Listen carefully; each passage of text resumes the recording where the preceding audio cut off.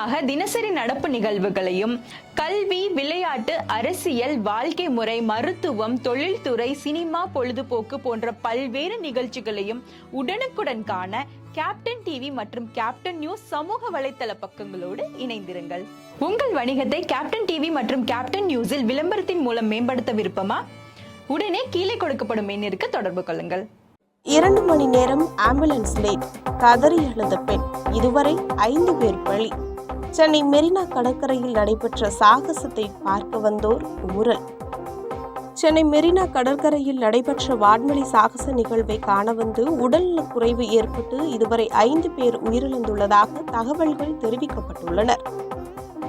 இந்திய விமானப்படையின் 92வது ஆண்டை கொண்டாடும் வகையில் சென்னை மெரினா கடற்கரையில் விமான சாகச நிகழ்ச்சி நேற்று நடைபெற்றது. சுமார் 15 லட்சம் பேர் நேரில் நிகழ்ச்சியை பார்வையிட்டதாக கூறப்படுகிறது. ஒரு விமான சாகச நிகழ்ச்சியை அதிகமானோர் நேரில் கண்டது இதுதான் என்றும், இந்த சாதனை லிம்கா புத்தகத்தில் இடம்பெற உள்ளதாகவும் தெரிவிக்கப்பட்டுள்ளது. நேற்று நண்பகல் 11 மணியளவில் நிகழ்ச்சி தொடங்கிய நிலையில் மதியம் 1 மணிக்கு நிறைவு பெற்றது. கடும் வெயில் ஒரு பக்கம், அதிக மக்கள் கூட்டம் ஒரு பக்கம் என நேற்று சென்னை ஒரு வழியாகிவிட்டது எனலாம்.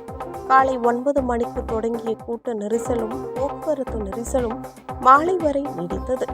பேருந்துகள், மெட்ரோ ரயில்கள், புறநகர மின்சார ரயில்கள் என அனைத்து பொது போக்குவரத்திலும் மக்கள் நிரம்பியிருந்தனர்.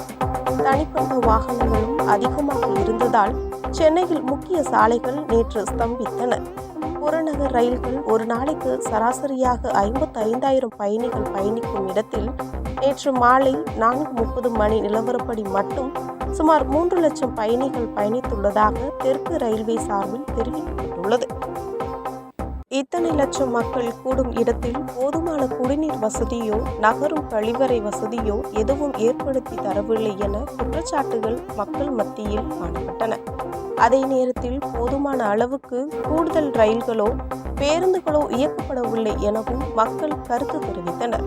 நிகழ்வின் போதே 20க்கும் மேற்பட்டோர் மயங்கி விழுந்த நிலையில் அவர்கள் ஆம்புலன்ஸ் மூலம் மருத்துவமனைக்கு கொண்டு செல்லப்பட்டு உரிய மருத்துவ சிகிச்சை வழங்கப்பட்டது.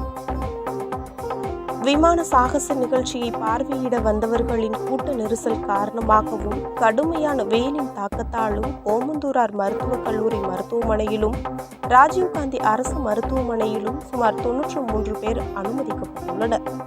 இதில் 30க்கும் மேற்பட்டோர் மருத்துவமனையில் இருந்து சிகிச்சை பெற்று வருவதாகவும் பலரும் சிகிச்சை முடிந்து வீடு திரும்பியதாகவும் தெரிவிக்கப்பட்டுள்ளது. நிகழ்வை காண வந்து உடல்நலக் குறைவால் 5 பேர் உயிரிழந்திருப்பதாகவும் தகவல்கள் தெரிவித்துள்ளன. பெருங்குளத்தூரை சேர்ந்த சீனிவாசன், திருவொற்றியூரை சேர்ந்த கார்த்திகேயன், கொருங்குப்பேட்டையை சேர்ந்த ஜான் பாபு, மரக்காணத்தை சேர்ந்த மணி மற்றும் தினேஷ்குமார் உள்ளிட்ட 5 பேர் உயிரிழந்திருப்பதாக தகவல்கள் தெரிவிக்கப்பட்டுள்ளன. மெரினா வான்வழி சாகச நிகழ்வை பார்த்து திரும்பிக் கொண்டிருந்த போது கொருக்குப்பேட்டை ஆனந்த நாயக்கி நகர் பகுதியை சேர்ந்த ஜான் என்பவர் வெயிலின் தாக்கம் காரணமாக மயங்கி விழுந்துள்ளார். அவரை ஆம்புலன்ஸ் மூலம் ஏற்றிக்கொண்டு மருத்துவமனைக்கு சென்றபோது மருத்துவர்கள் ஜான் உயிரிழந்து விட்டதாக தெரிவித்தனர். இது தொடர்பாக அவரது மனைவி கூறும்போது, தானும் தனது கணவர் மற்றும் தம் உறவினர் என மொத்தம் 5 பேர் வான் சாகச நிகழ்ச்சியை காண மெரினா கடற்கரைக்கு சென்றிருந்ததாகவும், தம் கணவர் மயங்கி விழுந்தவுடன் தங்கள் கையில் இருந்த தண்ணீரை கொடுத்ததாகவும் தெரிவித்தார். மேலும் உடனடியாக ஆம்புலன்ஸிற்கு தகவல் கொடுத்தும் சுமார் 2 மணி நேரம் கழித்துதான் ஆம்புலன்ஸ் வந்ததாக கண்ணீருடன் குற்றம் சாட்டினார். தனது கணவரை ஆம்புலன்ஸ் மூலமாக ஓமந்தூரார் மருத்துவமனைக்கு கொண்டு சென்ற போது அங்கு அவரை பரிசோதித்த மருத்துவர்கள் அவர் உயிர் பிரிந்துவிட்டது என்று கூறியதாகவும், ஆம்புலன்ஸ் முன்னரே வந்திருந்தால் தனது கணவரை நிச்சயம் காப்பாற்றியிருக்க முடியும் என்றும் அவர் கதறி அழுது காண்போரிடம் கண்களை கலங்கடித்தார். இதுவரை மொத்தமாக 5 பேர் உயிரிழந்துள்ள நிலையில் அளவுக்கு அதிகமான மக்கள் கூட்டத்தை கட்டுப்படுத்த தவறியதாக அரசு மீது கடும் குற்றச்சாட்டுகள் எழுந்துள்ளன. இத்தனை லட்சம் பேர் கூடும் இடங்களில் முன்னரே மருத்துவ முகாம்கள், மருத்துவர்கள் மற்றும் அதிக அளவில் ஆம்புலன்ஸ்கள் நிறுத்தி வைக்கப்பட்டிருக்க வேண்டும் என்று, அவ்வாறு சரியான தகுந்த முன்னேற்பாடுகளை செய்யாத காரணத்தினாலேயே இதுபோன்ற உயிரிழப்புகள் ஏற்பட்டுள்ளது என்றும் பலர் கருத்து தெரிவித்து வருகின்றனர். இந்நிலையில் இது தொடர்பாக அமைச்சர் மா சுப்பிரமணியன் அவரது எக்ஸ் சமூக வலைதள பக்கத்தில் அரசு தரப்பில் செய்யப்பட்ட முன்னேற்பாடுகள் குறித்து விளக்கமளித்தார். அவர் தனது பதிவில், சென்னையில் இந்திய விமானப்படையின் வான்வெளி சாகச நிகழ்ச்சியினை சிறப்பாக நடத்திட தமிழ்நாடு அரசின் நிர்வாக ரீதியான முழு ஒத்துழைப்பும் வழங்கப்பட்டது. இந்நிகழ்ச்சியை முறையாக திட்டமிட்டு நடத்துவதற்காக தலைமை செயலாளர் தலைமையில் ஒருங்கிணைப்பு கூட்டம் இந்திய விமானப்படை அதிகாரிகள் மற்றும் தமிழ்நாடு அரசு துறை அலுவலர்களுடன் ஒருமுறையும் பின்னர் துறை அளவில் பல முறையும் நடத்தப்பட்டன. இந்த ஆலோசனை கூட்டங்களில் விமானப்படை அதிகாரிகள் கூறிய அனைத்தும் கவனத்தில் கொண்டு ஏற்பாடுகள் செய்யப்பட்டன.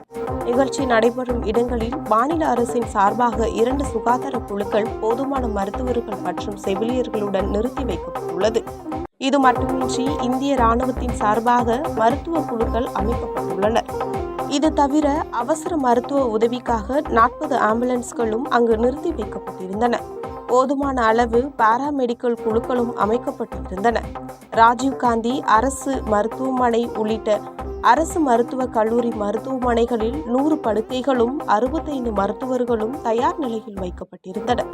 சென்னை பெருநகர மாநகராட்சி மற்றும் சென்னை குடிநீர் மற்றும் கழிவுநீர் அகற்று வாரியத்தின் மூலமாக மெரினா கடற்கரையில் போதுமான எண்ணிக்கையில் தற்காலிக கழிவறைகள் மற்றும் குடிநீர் வளங்களுக்கு தேவையான ஏற்பாடுகள் செய்யப்பட்டிருந்தன. அதிக அளவில் பொதுமக்கள் வரும் வாய்ப்பு உள்ளதை கருத்தில் கொண்டு 7500 காவலர்கள் பாதுகாப்பு பணியில் ஈடுபட்டுள்ளனர். சென்னையில் இன்று நடைபெற்ற இந்திய விமானப்படையின் நிகழ்ச்சிக்கு அவர்கள் கோரியதற்கு மேலாகவே அனைத்து வசதிகளும் ஏற்பாடுகளும் தமிழ்நாடு அரசால் செய்து தரப்பட்டன என்பதை தெரிவித்துக் கொள்கிறேன் என குறிப்பிட்டுள்ளார்.